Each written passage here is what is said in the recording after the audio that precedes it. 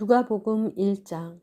많은 사람들이 우리 사이에 이루어진 사건들에 대해 기록하려고 했는데 그것은 처음부터 말씀의 목격자이며 일꾼이었던 사람들이 우리에게 전해준 것과 같습니다. 존경하는 데오빌로님, 제 자신도 그 모든 사건을 처음부터 면밀히 조사해 당신을 위해 순서대로 써 보내는 것이 좋겠다는 생각이 들었습니다. 이는 당신이 전에 배우신 것이 틀림없는 사실임을 아시도록 하기 위해서입니다. 유대 헤롯 왕 때 사가랴라는 제사장이 있었는데 그는 아비야 계열에 소속된 사람이었습니다. 그 아내 또한 아론의 자손이었는데 그녀의 이름은 엘리사벳이었습니다. 둘 다 하나님 보시기에 의로운 사람들이어서 주의 모든 계명과 규율을 흠잡을 데 없이 잘 지켰습니다. 그런데 이들에게는 자식이 없었습니다. 엘리사벳이 아기를 가질 수 없는 몸이었고 둘 다 이미 나이가 많았기 때문입니다. 어느 날 사가랴는 자기 계열의 차례가 돌아와 하나님 앞에서 제사장으로 섬기게 됐습니다. 제사장직의 관례에 따라 제비를 뽑았는데 사가랴는 주의 성전 안으로 들어가 분향하는 일을 맡게 됐습니다. 그리고 사람들은 모두 밖에서 기도하고 있었습니다. 그때 주의 천사가 사가랴에게 나타나 분향하는 제단 오른쪽에 섰습니다.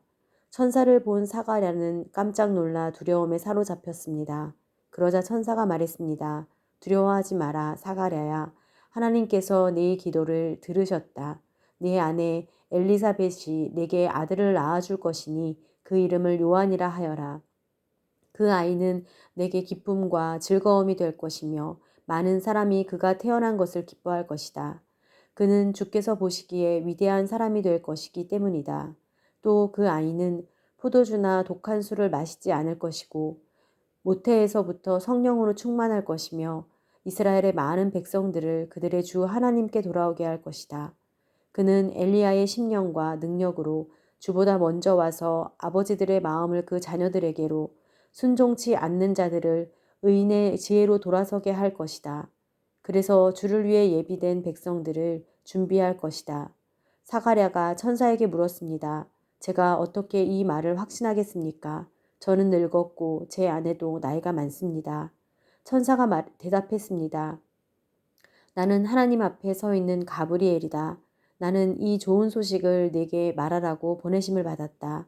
보아라, 너는 벙어리가 돼서 이 일이 일어날 그날까지 말을 하지 못할 것이다. 이는 내가 그때가 되면 다 이루어질 내 말들을 믿지 않았기 때문이다. 한편 사람들은 사가랴를 기다리고 있었는데 그가 성전 안에서 너무 오래 지체함으로 이상하게 여겼습니다. 사가랴가 밖으로 나왔을 때 말을 하지 못하자 사람들은 그가 성전 안에서 환상을 본 줄 알았습니다. 사가랴는 손짓만 했지 말을 못하는 채로 계속 있었습니다. 직무 기간이 끝나자 사가랴는 집으로 돌아갔습니다. 그 후 사가랴의 아내 엘리사벳이 아기를 갖게 돼 5달 동안 숨어 지냈습니다. 엘리사벳은 이렇게 말했습니다. 주께서 이때에 이렇게 나를 돌아보셔서 사람들 사이에서 내 수치를 없애주셨습니다. 그 후 6달째에 하나님께서 천사 가브리엘을 갈릴리 나사렛 마을에 보내 한 처녀에게 가게 하셨는데 그 처녀는 다윗의 가문에 속한 요셉이라는 남자와 약혼한 마리아였습니다. 천사가 마리아에게 가서 말했습니다. 기뻐하여라 은혜를 입은 자여 주께서 너와 함께 하신다. 천사의 말에 마리아는 당황하며 깜짝 놀라 이게 무슨 인사인가 하고 생각했습니다. 그러자 천사가 말했습니다. 두려워하지 마라 마리아야. 내가 하나님의 은혜를 받았다. 보아라 내가 잉태에 아들을 낳을 것이다. 그러면 그 이름을 예수라 하여라. 그는 위대한 이가 될 것이요 지극히 높으신 분의 아들이라 불릴 것이다. 주 하나님께서 그에게 그 조상 다윗의 보좌를 주실 것이다. 그는 야곱의 집을 영원히 다스릴 것이며 그의 나라는 결코 끝나지 않을 것이다. 마리아가 천사에게 물었습니다. 처녀인 제게 어떻게 이런 일이 있겠습니까? 천사가 대답했습니다. 성령께서 네게 임하실 것이며 지극히 높으신 분의 능력이 너를 감싸주실 것이다. 그러므로 태어날 거룩한 아기는 하나님의 아들이라고 불릴 것이다. 보아라, 내 친척 엘리사벳도 그렇게 많은 나이에 아이를 가졌다. 아이를 갖지 못하는 여자라 불렸는데 임신한 지 벌써 6달째가 됐다. 하나님께는 불가능한 일이 전혀 없다. 그러자 마리아가 대답했습니다. 보십시오. 저는 주의 여종입니다. 당신의 말씀대로 제게 이루어지기를 원합니다. 그러자 천사가 마리아에게서 떠나갔습니다. 그 무렵 마리아가 일어나 유대 산골에 있는 한 마을로 서둘러 갔습니다. 그리고 그녀는 사가랴의 집에 들어가 엘리사벳에게 인사를 드렸습니다. 엘리사벳이 마리아의 인사를 받을 때 뱃속에 아기가 뛰놀았고 엘리사벳은 성령으로 충만해져 큰 소리로 외쳤습니다. 당신은 여인들 중에 복을 받았습니다. 당신의 뱃속에 있는 아기도 복을 받았습니다. 내 주의 어머니께서 내게 오시다니 이게 어찌 된 일입니까?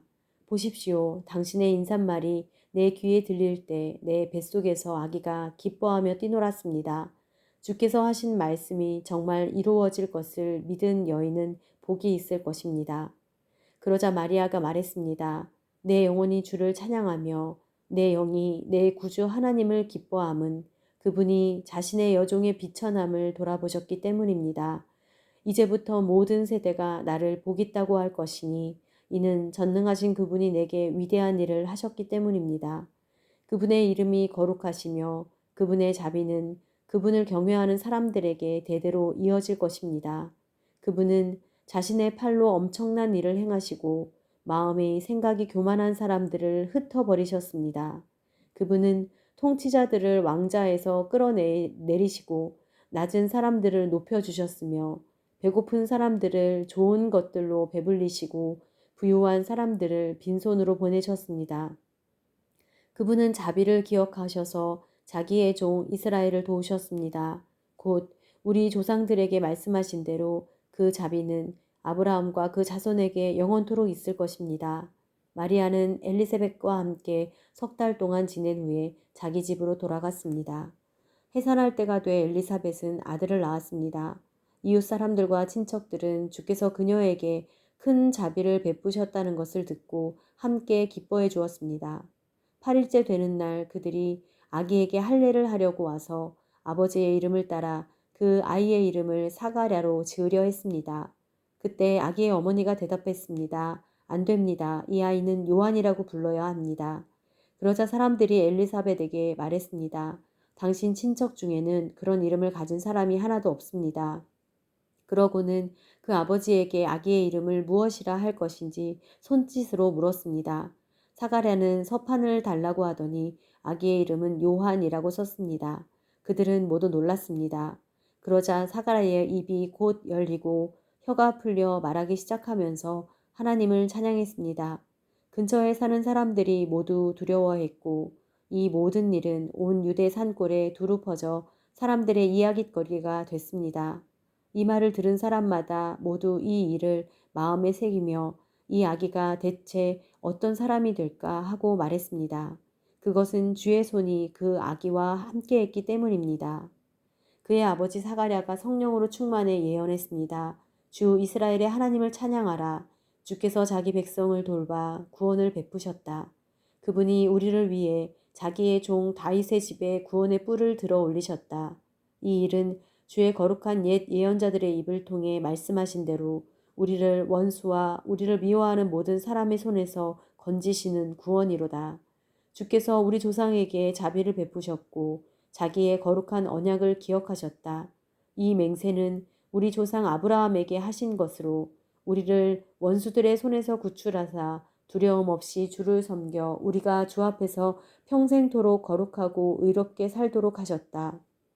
너 아기야, 너는 지극히 높으신 분의 예언자로 불릴 것이요 주보다 앞서가서 주의 길을 예비할 것이며 주의 백성에게 그들의 죄를 용서해 주어 구원의 지식을 전할 것이다.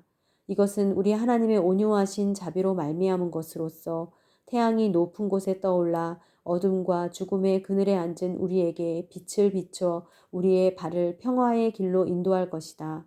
그 아기는 자라면서 영이 강건해졌고 이스라엘 백성들에게 공개적으로 나타나는 날까지 광야에서 살았습니다.